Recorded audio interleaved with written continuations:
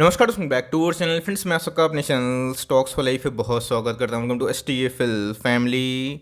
Day film बस एक stock में ज़बरदस्त माल उठाया जाता हुआ देखने को मिला है। 96% के आसपास हमें एकोमुलेशन देखने को मिल चुकी है। जी हाँ, इस 2022 में जहाँ पे बहुत सारे स्टॉक्स में हेल्दी गिरावट हमें देखने को मिल रही है, बट इस सेक्टर में बहुत ही कम गिरावट हो रही है। तो रीज़न क्या है आपको अच्छे से पता है। 2020 में जब महामंदी आई थी, वहाँ पे गए सिर्फ और सिर्फ IT के स्टॉक से परफॉर्म कर रहे थे, बिकॉज उनके बिजनेस में एज सच कोई बड़ी डेंट हमें देखने को नहीं मिली थी। और गैस बहुत ऐसी कंपनीज हैं जो फंडामेंटली अच्छी है, रिनाउंड कंपनी है। वो गैस कोविड क्रैश में 50% डाउन हो गई थी, और जब बुल रैली आया 21 में, उसमें कोई पार्टिसिपेशन हमें देखने को नहीं मिला। बट जैसे ही मार्केट में अभी के टाइम मंदी हमें देखने को मिल रही, थोड़ी सी मंदी, वहाँ पे गैस इन सब स्टॉक्स में तेजी हमें देखने को मिल सकती है। तो जी हाँ गैस, ये वीडियो बनाने का साफ ऑब्जेक्टिव ये है, आपकी मानसिकता को चेंज किया जाए। मैं देखता हूँ कि बहुत ऐसे निवेशक हैं जो 3 महीना पहले 6 महीना पहले स्टॉक मार्केट में आए हैं, और उनके पोर्टफोलियो में अगर नेगेटिव होता है तो ऑफकोर्स गैस वो मार्केट में काफ़ी पैनिक मचा लेते हैं। उसका उल्टा करिए, देखिए टेम्प्रोरी डेंट है, परमानेंट डेंट है, या फिर लाइफ टाइम डेंट है। अगर लाइफ टाइम डेंट होता है कोई कंपनी के फाइनेंशियल्स में, तो वहाँ पे गैस एकदम निकल जाइए। लेकिन जो कंपनी में टेम्प्रोरी फेस में गिरावट होती है, वहाँ पे गैस आपको ज़रूर ऐसे स्टॉक्स को कंटिन्यू कर लेना चाहिए। इसी बीच में बताऊंगा स्टॉक की खास बात, और यहाँ पे गैस क्या लर्निंग लेसन है, मैं वीडियो क्यों बना रहा हूँ, फटाफट डिस्कस करते हैं। बहुत ही कुछ सीखने को मिलेगा। चैनल फर्स्ट टाइम होंगे सब्सक्राइब कर सकते हैं। इस तरह की क्वालिटी कंटेंट को सबसे पहले एक्सेस करने के लिए now without dealing any for time let's begin.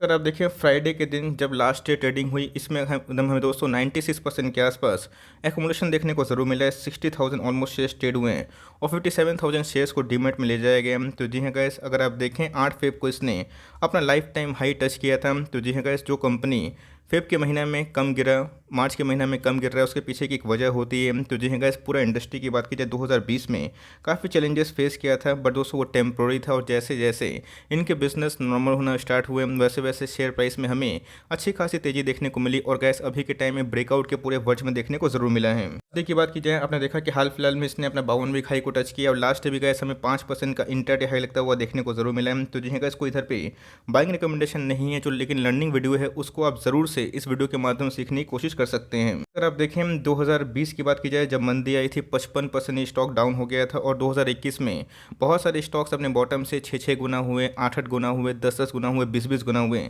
इसमें ऐसा कोई बड़ी उछाल हमें देखने को नहीं मिली थी, बट धीरे धीरे जैसे टाइम नॉर्मलाइज हुआ, और यहाँ पे कैसा पता है कि पिछले 6 महीने से बहुत सारे स्टॉक डाउन ट्रेंड में हमें देखने को मिले, बट इसमें ऐसा कोई बड़ी गिरावट नहीं थी। रीज़न क्या है कि साफ बात है कि 2020 में ऐसा इवेंट हुआ था जहां पे इनके बिजनेस को टेम्प्रोरी हद तक शॉक मिला था, और इसी की वजह से गाइस इनके स्टॉक प्राइस में रिकवरी देखने को ज़रूर मिली। बट उसके लिए हमें 2 साल का समय देने की आवश्यकता ज़रूर पड़ी। तो गाइस अभी के टाइम में आपको अच्छे से पता है, केमिकल्स की बात की जाए, पेंट की बात की जाए, टायर बिजनेस की बात की जाए, इन सब में गिरावट है। तो क्या परमानेंट है? इसका आंसर नहीं। आपको इन सब बिजनेस से सीखना ज़रूर चाहिए कि जो कंपनी शॉर्ट टर्म पेन झेलती है और अच्छी होती है, रिनाउंड होती है, उन सब में हमें लॉन्ग टर्म में रिवर्सल देखने की उम्मीद ज़रूर होती है।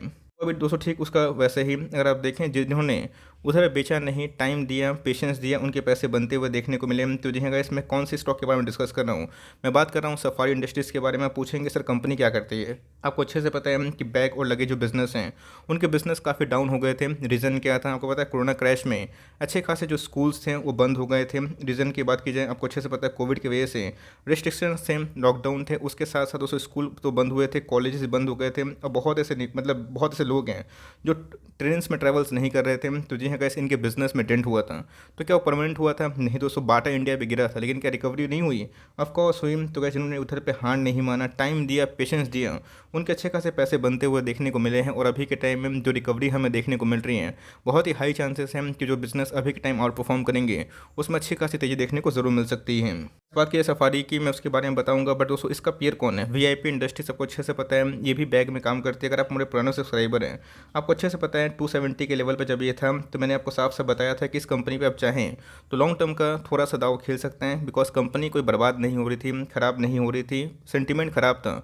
तो लोग क्या कर सकते हैं, इसको रिकवरी होने में टाइम लगा, लेकिन क्या रिकवरी नहीं हुई? तो सेम दोस्तों, अगर आपने अच्छे स्टॉक्स को निवेश किया है, टाइम दीजिएगा, धैर्य दीजिएगा, पैसे ज़रूर बनेंगे। मैं इधर पे ये नहीं बोल रहा हूँ कि आप इधर पे ब्रेकआउट से होने से पहले निवेश कर ले, बिकॉज यहाँ पे गैस कोई भी मार्जिन ऑफ सेफ्टी ना सफारी में है ना VIP में।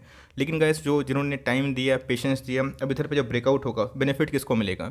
जिन्होंने गाइस अच्छे खासे पैसे बनाए, लगाए इस क्रैश में, इस मंदी में, ये देखते हुए कि जो प्रॉब्लम है वो टेम्प्रोरी है, शॉर्ट टर्म में है और लॉन्ग टर्म में उसमें रिकवरी ज़रूर होगी। तो जी हाँ गाइस, वैसी रफ्तार से हमें चाहे वीआईपी की बात की जाए, सफारी की बात की जाए, रिकवरी देखने को मिल रही है। और आपने देखा कि बहुत सारे स्कूल कॉलेज जो बंद थे अभी के टाइम फिर ठीक से चालू होते हुए देखने को मिल रहा है। और फिर से जो बैक का डिमांड है वो हमें आसमान को छूता हुआ देखने को मिल सकता है। यहाँ पे सफारी की बात की जाए, इनका जो मार्केट कैप है 2000 करोड़ के आसपास है। मैंने दिखा दिया कि उसमें हमें 96% के आसपास एकुमुलेशन देखने को मिला।